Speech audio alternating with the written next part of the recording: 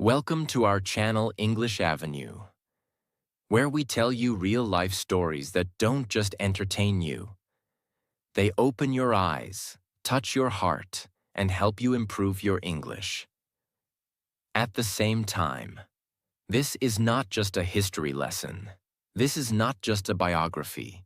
This is a story of power, pain, war, fear, betrayal, and the cost of control. Today, we begin the story of a man whose name still creates fear, debate, anger, and curiosity around the world. A man who rose from nothing, ruled with an iron hand, and fell in front of the whole world. A man remembered by some as a tyrant, by others as a nationalist, but by most as a symbol of absolute power gone too far. This is the story of Saddam Hussein. And what you're about to hear has never been told like this before. We're going deep, not into politics, not into opinions, but into the heart of a man's journey, from a broken childhood to a brutal rule, from a poor village to world headlines, and finally, to a shocking end. Every moment you hear in this story is real. Every scene, every turning point, every lesson. It's taken from true events. But we are not here to praise or blame. We are here to understand. Because only when you understand power, fear, and pain can you understand the world around you. And while you listen to this story, something incredible will happen. You won't just learn about history. You will learn English, real English, emotional English. English used in life, in documentaries, in serious conversations. You will feel it, and you will grow. So take a deep breath. Stay till the end. Because this will be one of the most powerful stories ever told on this platform. Let's begin. Part 1. The Broken Beginning. The story of Saddam Hussein does not begin in a palace. It does not begin with power. It begins in a small, dusty village called Al-Auja, near the city of Tikrit, in Iraq. He was born on April 28, 1937. But his birth was not a celebration. It was surrounded by death, loss, and emotional darkness. Before Saddam was even born, his father either died or disappeared. Historians still debate what truly happened. Some say he vanished. Some say he died of cancer. But one fact is clear. He was gone. Saddam's mother, Subha Tulfa, was left alone, pregnant, heartbroken, and already dealing with the loss of her first son, who had died before Saddam's birth. This pain broke her emotionally. She could not handle it. She tried to give Saddam away before he was even born. She even tried to take her own life. Eventually, she gave the baby away to relatives for the first few years. Saddam spent part of his early childhood without a mother, without a father, and without love. This is where the seeds of emotional damage were planted. He was not born a villain. He was born into rejection, instability, and emotional trauma. After some years, his mother remarried. His stepfather, Hassan al-Ibrahim, was a poor, violent man. Saddam lived in fear. He was beaten often. He grew up in a household where anger was louder than kindness, where power came from fists, not words. He could not read or write properly until he was around 10. But by then, something darker had started growing inside him. A feeling of rage, a desire for respect, a dream of revenge against the world that had hurt him. At age 10, Saddam left the abusive home and went to live with his uncle, Khairallah Tulfa, in Baghdad. This uncle was a former army officer, a strong nationalist, and a man filled with anti-Western ideas. He hated colonialism. He hated foreign influence in Arab lands. He believed only strong men should rule, and violence was a necessary tool for control. Khairallah filled Saddam's mind with books about Arab power, military glory, and ruthless leadership. He told him stories of betrayal, control, and struggle.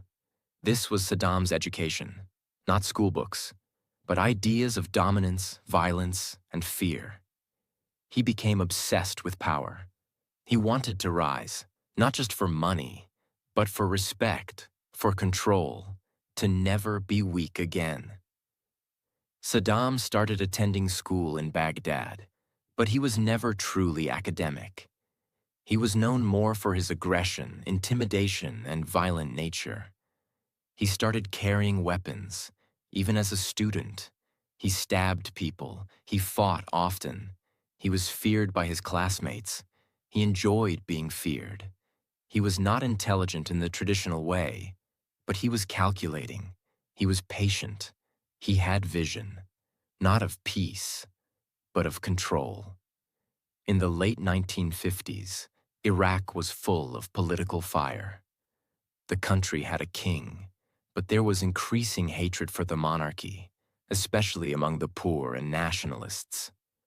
In this environment, Saddam joined the Ba'ath Party, a political group that believed in Arab unity, socialism, and strong leadership through force. The Ba'ath Party did not believe in waiting for change. They wanted to take it, by force if necessary. And Saddam, with his hunger for power and his violent energy, was the perfect tool for them. He was still young, in his early 20s, but already full of fire, ambition, and dangerous confidence. This was the foundation of Saddam Hussein's future, a poor, unloved boy, raised by extremists, abused, beaten, rejected, but with a growing belief that fear is strength and violence is the answer. He had not yet killed. He had not yet ruled. But the path was opening. And what came next would shake the entire country. Because now, Saddam was ready to rise. In the late 1950s, Iraq was like a ticking bomb. The country was changing. The monarchy was collapsing. In 1958, the Iraqi king was overthrown and killed in a violent military revolution. The new government was military-based and claimed to support the people. But many Iraqis, especially Arab nationalists, were angry. They believed Iraq was still controlled by foreign influence, especially Britain and America. The Ba'ath Party, which Saddam had joined, believed that Iraq must be strong, independent, and united with other Arab countries. They believed that change would not come through peaceful discussion, but through violence and control. Saddam Hussein, still very young, was already a trusted member of the party. He was quiet, observant, but deeply loyal. He didn't speak too much, but when the moment came, he didn't hesitate to act. And now, the Ba'ath Party was preparing for something big. The president at that time was General Abdul Karim Qasim. He had taken power after the king was removed, but many people in the Ba'ath Party saw him as a problem. They believed Qasim was too friendly with the communists. They feared he would destroy Arab unity and allow Soviet influence to grow stronger in Iraq. In 1959, Saddam Hussein was chosen for a dangerous mission: to help assassinate the president. He was only 22 years old. But he agreed immediately. The plan was simple on paper, but extremely dangerous. Qasim would be traveling in his car, and Saddam's group would attack the vehicle with machine guns while it moved through a narrow Baghdad street. 7 men waited in hiding, their guns ready. Saddam was given a rifle and a pistol. The president's car arrived. Bullets filled the air. Saddam fired his weapon. Chaos exploded in seconds, but Qasim did not die. He was injured, and his driver was killed. But somehow, he escaped alive. The plan had failed. And now every man involved was wanted by the government. Saddam's face was soon on most wanted posters across Baghdad. He had to run. Saddam was injured in the leg during the shooting. He couldn't walk properly, but with help from the Ba'ath Party network, he managed to escape Baghdad. He walked through remote areas, hid in village homes, crossed rivers, and moved at night. Eventually, with help from supporters, he escaped to Syria and then later to Egypt, where the government supported Arab nationalists. In Cairo, Saddam lived under a false identity. He joined the University of Cairo's law school, though he never completed his studies. But more importantly, he stayed in touch with his party. He learned, he waited, he watched, and he planned. In 1963, the Ba'ath Party finally took power in Iraq through another military coup. Saddam returned to Baghdad with great hope, but the new Ba'ath government was unstable and short-lived. After only 9 months, they were removed from power by another group of army leaders. This meant that once again, Saddam was in danger. But this time, he did not run. He stayed underground. He worked quietly with other Ba'athists to organize, rebuild, and plan their next rise. He married his cousin Sajida and began raising a family, even as his political life became more dangerous. By this time, Saddam had become more than just a fighter. He had become a master planner. He was calm, intelligent, cold, and deeply focused. He began to understand how power works behind the scenes: information, loyalty, control, and fear. And soon, his plans would become darker. In 1964, Saddam was finally captured by the Iraqi police. He was put in prison in Baghdad, but he didn't panic. Instead, he used this time to think, write, plan, and organize. After 2 years, in 1966, Saddam escaped from prison. But this was not just a lucky break. It was a planned escape, with help from Ba'ath Party insiders. A car waited outside the prison. The guards were bribed or threatened. Saddam disappeared into the night. This escape made him famous inside the Ba'ath Party. He was now seen as someone who could lead, not just fight. And soon, that's exactly what he would do. In 1968, the Ba'ath Party took over Iraq again, this time with a much stronger foundation. Ahmed Hassan al-Bakr, a senior Ba'athist, became president of Iraq. Saddam Hussein was made vice president. But in reality, he was becoming the most powerful man behind the scenes. He controlled the intelligence services, the secret police, and all the networks of information. He listened to people's conversations. He watched the army. He removed enemies silently. He built loyalty through fear. He rewarded those who obeyed. He punished those who resisted. He smiled in public and destroyed in private. By the early 1970s, Saddam was the shadow king of Iraq. Though he was not yet the president, many people knew he was the real power. He built torture chambers. He trained men in surveillance and interrogation. He created a system where no one felt safe, because anyone could be watched, recorded, or punished. But at the same time, Saddam made moves to win public support. He nationalized the oil industry, bringing billions into Iraq.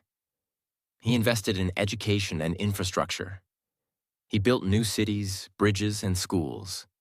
But these were not acts of kindness. They were acts of strategy. Because Saddam understood one thing clearly. To rule Iraq, he had to do 2 things at the same time: make the people love him, and make them fear him even more. It was the 16th of July, 1979. President Ahmed Hassan al-Bakr the man who had led Iraq for over a decade, announced his resignation. The reason he gave was poor health, but the real reason was hidden from the public. Over the years, Saddam had grown more powerful than the president himself. He had carefully placed his own loyal people in key positions: the army, the intelligence service, the media, and even inside al-Bakr's closest circle. One by one, Saddam had gained control. Not by fighting in the streets, but by controlling minds and eliminating threats. The resignation was not a surprise to those inside the government. They had seen it coming. But they stayed silent, because silence meant safety. The next day, Saddam Hussein became the president of Iraq, and everything changed. Just 2 weeks after becoming president, Saddam called a Ba'ath Party meeting in Baghdad. It was a large, open-air hall. Hundreds of party members were there. Men who had worked beside him, supported him, laughed with him, trusted him. Saddam walked onto the stage calmly. He sat down, and then he took out a list of names. He stood up and said that there was a conspiracy against the government. He said some party members were traitors who had been working with enemies of Iraq. He began reading names, one by one. The room went silent. Some men fainted, others cried. Many just sat frozen in their seats. As each name was called, security guards pulled those men out of the hall. They were later executed, some immediately, some after confessions. In just one day, more than 60 top party members were removed. It was a message to everyone. No one is untouchable. Even those closest to him were not safe. Even friends could disappear. This moment marked the beginning of Saddam's true rule. It was not based on politics or popularity. It was based on one thing only: fear. After becoming president, Saddam focused on controlling the country from the inside. He expanded the Mukhabarat, the Iraqi intelligence agency. They tapped phone calls. They placed spies in schools, offices, mosques, and markets. Neighbors reported on neighbors. Children were trained to report on parents. One wrong word could lead to arrest. One rumor could mean death. People learned not to speak, not to question, not to even look nervous in public. Every classroom had Saddam's picture. Every newspaper praised him. Every TV channel showed his speeches. He became the face of Iraq, the voice of Iraq, the center of Iraq. And slowly, Iraq stopped being a country. It became a prison with flags. Saddam did not trust outsiders. So he built his circle of power using family members and people from Tikrit, his hometown. His sons, Uday and Qusay, were given special powers. His cousins and half-brothers were placed in military and intelligence positions. His tribe became Iraq's elite. He did this for one reason: loyalty. He believed that only blood could be trusted. But even inside his own family, fear remained. Anyone could be removed. Even relatives had to remain loyal, not out of love, but out of fear of losing everything. For ordinary Iraqis, life under Saddam in the early 1980s was a mixture of progress and paranoia. He built modern highways, bridges, schools, and hospitals. He improved electricity and water systems. He gave money to families, especially in the cities. He offered free education and health care. But this was not because he loved the people. It was part of his control system. If people had jobs, services, and comfort, they would stay quiet. And those who did not stay quiet would vanish. Writers, artists, journalists, students, anyone who spoke against the government could be arrested without a warrant. Some were tortured, some were killed, some were simply never seen again. The streets were clean, the hospitals were running, but behind the walls, Iraq was bleeding. In 1980, Saddam made a dangerous decision. He ordered an invasion of Iran, starting the Iran-Iraq War, one of the longest and bloodiest wars of the 20th century. Why did he do it? He believed Iran was weak after its Islamic revolution in 1979. He feared Iran's religious movement might spread into Iraq. He wanted to prove Iraq was the true leader of the Arab world. He thought he could win quickly, but he was wrong. The war lasted 8 years, from 1980 to 1988. Over 1 million people died, soldiers and civilians. Both countries used brutal tactics, including chemical weapons, child soldiers, and mass executions. Iraq suffered deeply. Cities were bombed, economy collapsed. Thousands of Iraqi families lost sons, fathers, and brothers. But Saddam refused to stop. He refused to lose. He believed that retreat was weakness. And even in the middle of this war, he continued building statues of himself, giving long speeches, and reminding the world that he was Iraq. While the country suffered, Saddam made sure no one talked about it. He created one version of reality and forced the media to repeat it. Iraq was winning. Saddam was a hero. The world was jealous of Iraq. Artists were forced to write poems about him. Songs were written with his name.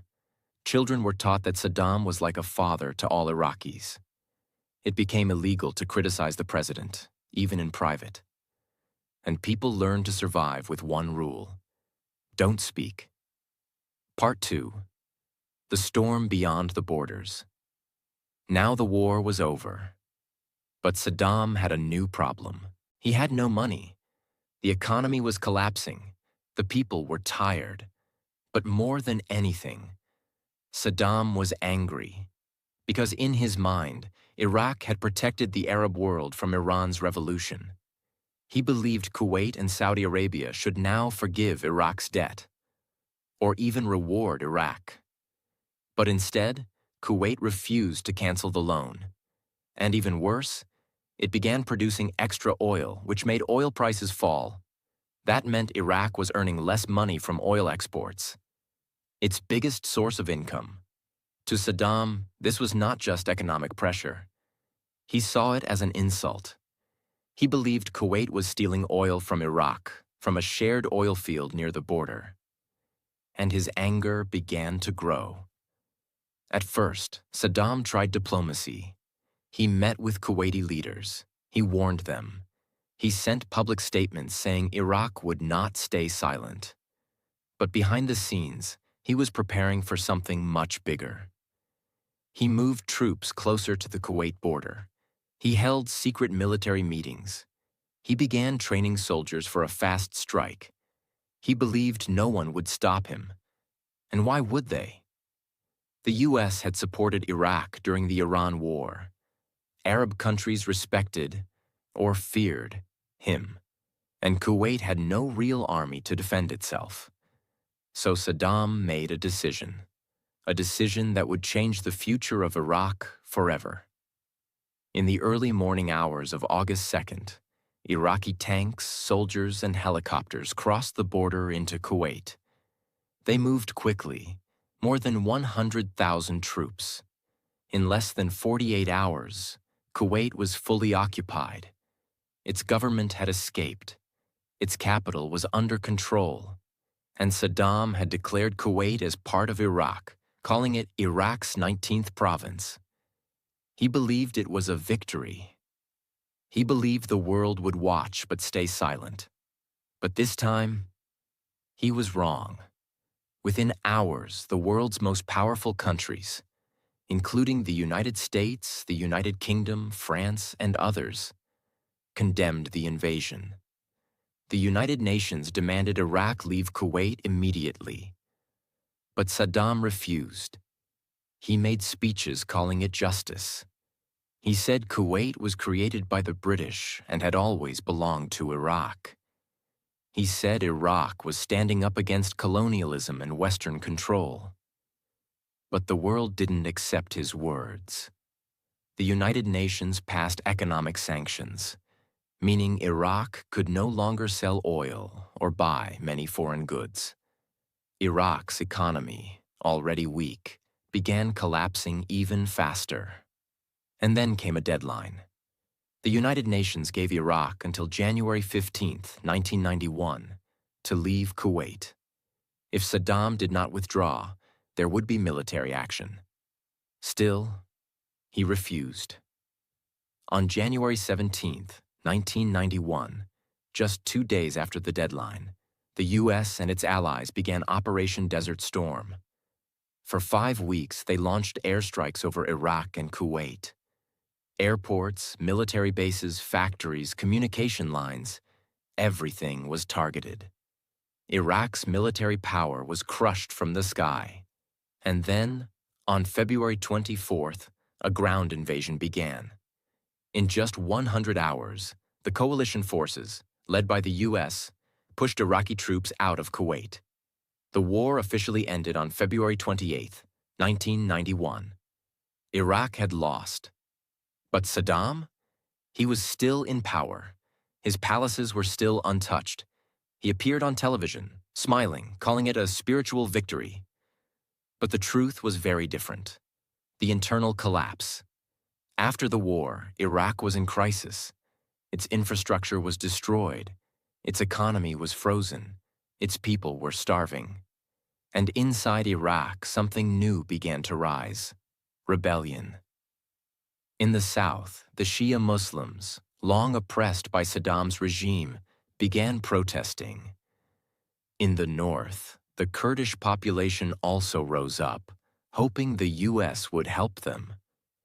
But the U.S. did not intervene inside Iraq.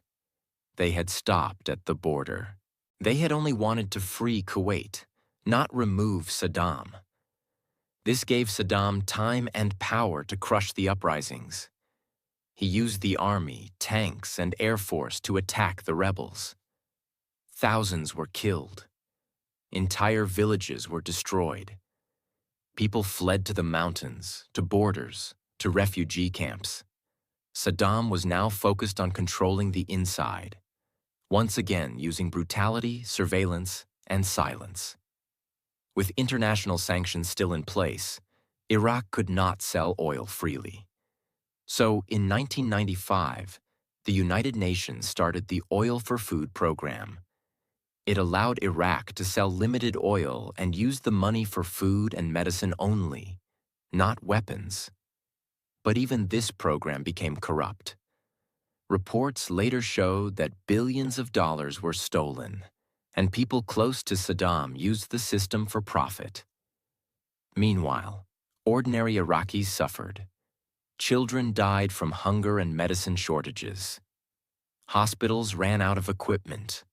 Malnutrition spread in villages and cities. But Saddam's rule remained strong, not because of support, but because of fear and exhaustion. People were too tired to fight, and those who tried were silenced quickly. As Iraq became weaker, Saddam tried to make his image stronger.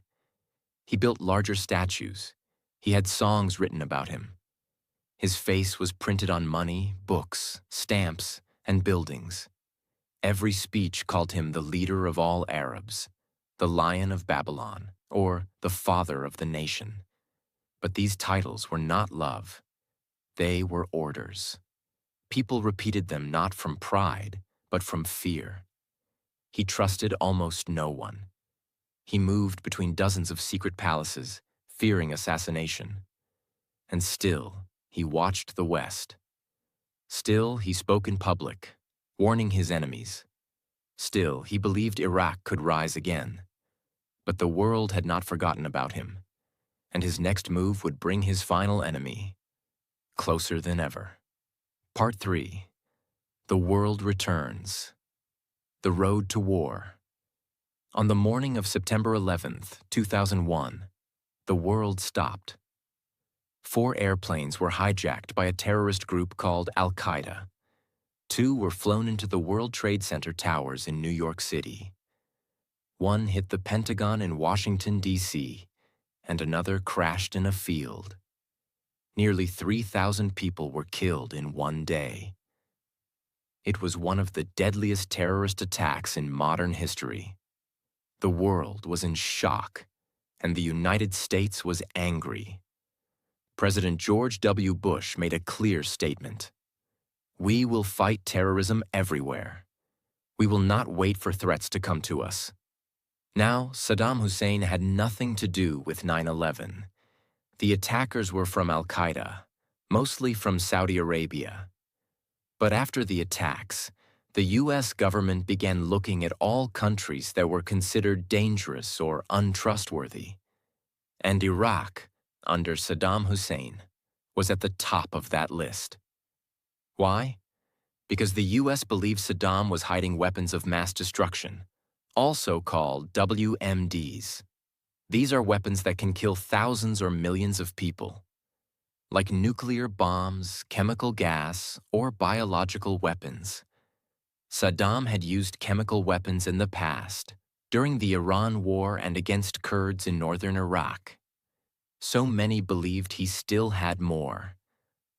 The U.S. also believed that Saddam might one day give those weapons to terrorists. And that fear created one message. We cannot wait. Between 1991 and 1998, UN weapons inspectors had been visiting Iraq regularly. Their job was to search for nuclear, chemical, and biological weapons. They destroyed many old weapons. They closed many programs. But they also reported that Iraq was not fully cooperating. In 1998, Saddam ended the cooperation completely. He stopped allowing inspectors into Iraq. To the world, this raised a question. What was he hiding? Years passed. Then in 2002, under global pressure, Saddam finally allowed inspectors back in. They searched again, but they could not find any weapons of mass destruction. Still, the U.S. government did not believe it. They said, Saddam had hidden the weapons. He was moving them secretly. He was playing a game with the world, and they made a decision. In early 2003, the U.S. and the United Kingdom began preparing for war. They tried to get full support from the United Nations, but some countries, like France, Germany, and Russia, did not agree. They said there was no clear proof of weapons. They warned that an invasion would be dangerous. But the U.S. continued. President Bush said Iraq had violated UN resolutions, and Saddam was a threat to peace. He gave Saddam one last warning. Leave Iraq in 48 hours, or face war. Saddam refused. He appeared on Iraqi television, dressed in military uniform. He said Iraq would never surrender. He warned that Iraq would defend itself. He called the coming war unjust. And then, it began. In the early hours of March 20th, U.S. and coalition forces launched Operation Iraqi Freedom. The sky over Baghdad lit up with explosions, rockets, and airstrikes. The campaign began with a powerful move called shock and awe. It was designed to surprise, confuse, and destroy key Iraqi military targets quickly. Day and night, bombs dropped across Iraq. Military bases, government buildings, communication centers, roads and bridges. Within days, U.S. ground troops began moving in from the south, through Kuwait. British forces joined from the east. Air support came from ships, drones, and jets. Iraqi soldiers fought in some areas, but in many places, they surrendered quickly. The Iraqi army was underprepared and overwhelmed. Saddam's control began falling. Fast.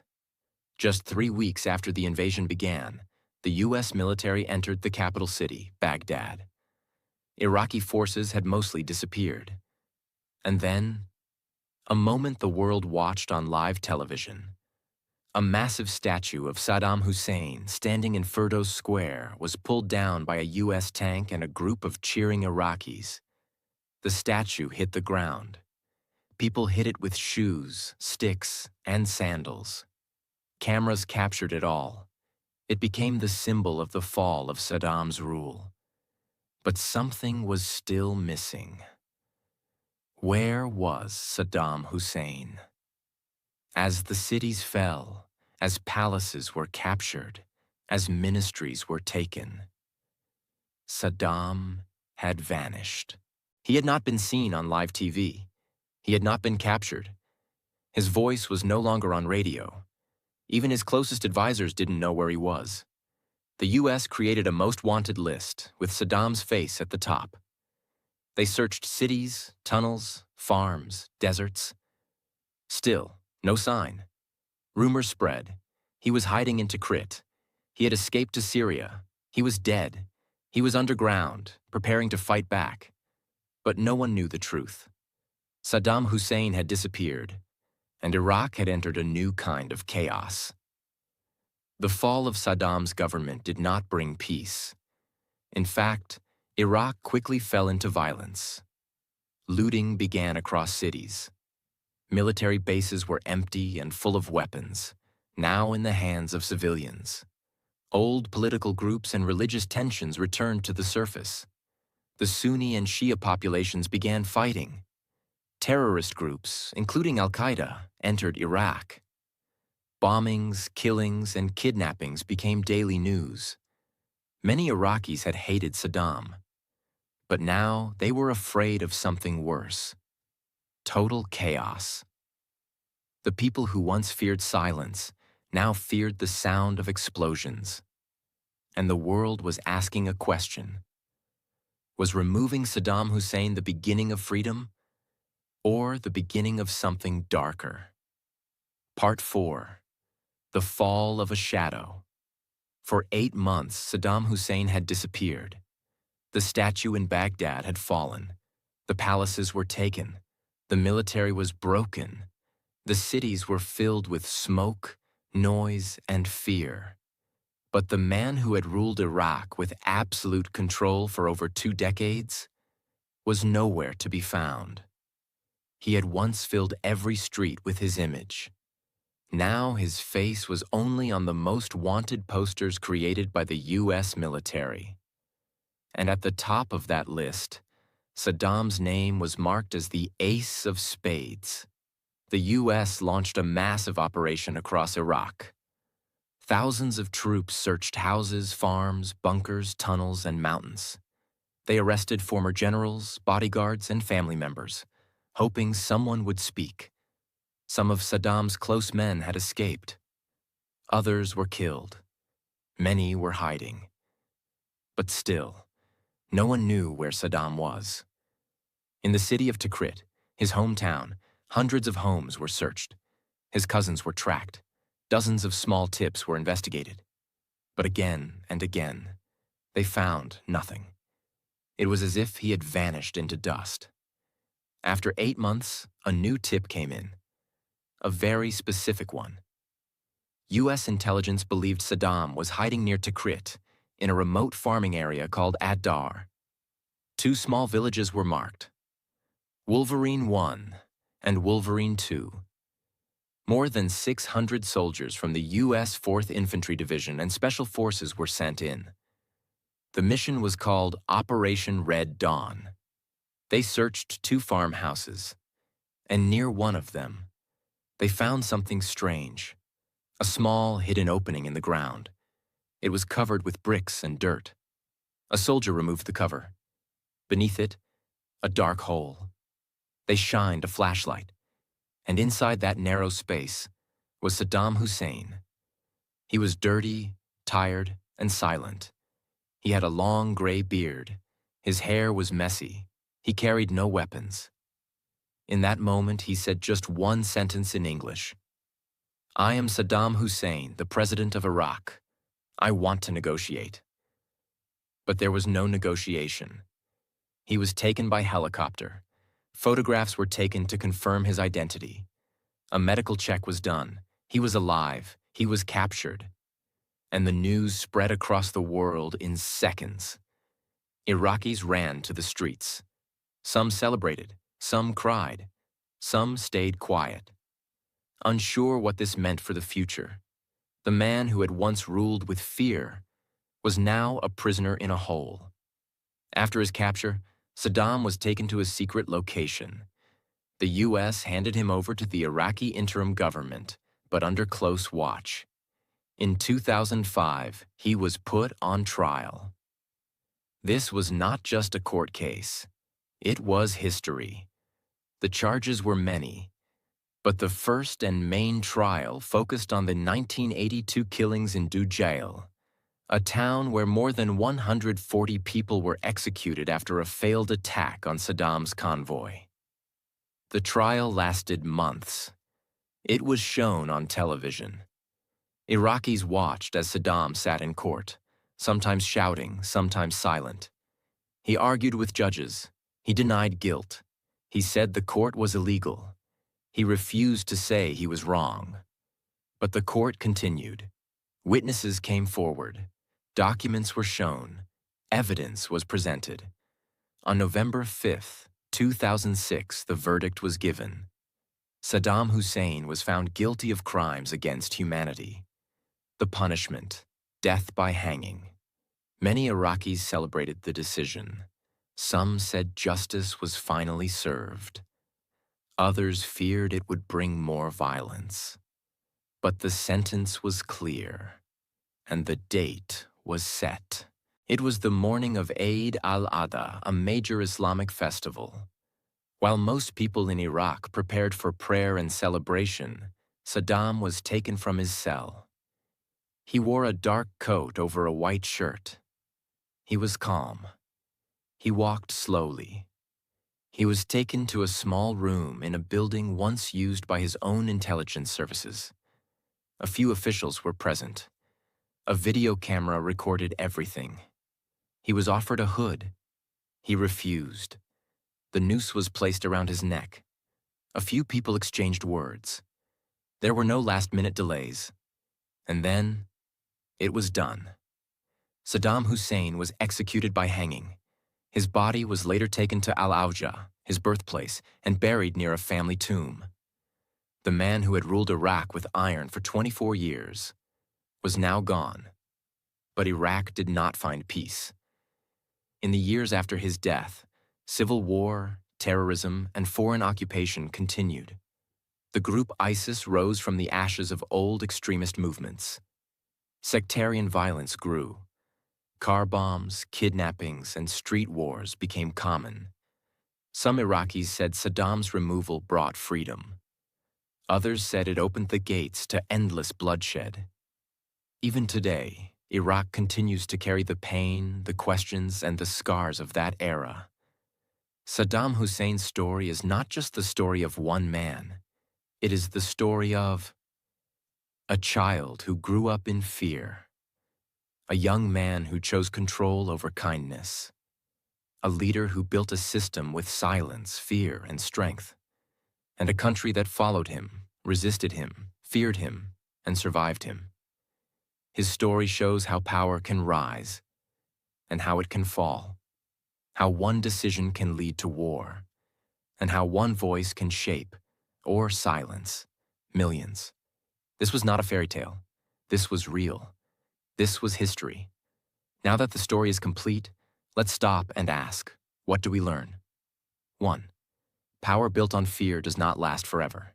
Fear can control people, but it cannot build peace. 2. Silence is not always safety. In many places, people stay silent to survive. But silence also allows cruelty to grow. 3. History must be remembered, not repeated. Stories like this must be studied, not ignored, so we can protect the future. 4. Every choice matters. One leader's choices affected millions. That is the weight of leadership and the danger of ego. This video is not meant to praise or blame anyone. This is not about politics. This is not about religion. This is not about hate. This video is about education, understanding, and learning through real stories. Every fact in this story was carefully researched. Every moment was written to help you understand history in simple English, so that you can learn language, life, and leadership through the truth. Please remember, this is an educational story. It is not made to support or attack anyone. If you found this video powerful, informative, and eye-opening, please share it. And if you want to learn more stories like this, subscribe to our channel. Because here, we tell the world's most powerful stories in a way that helps you learn, grow, and think. Thank you for watching. Stay curious, stay strong, and keep learning.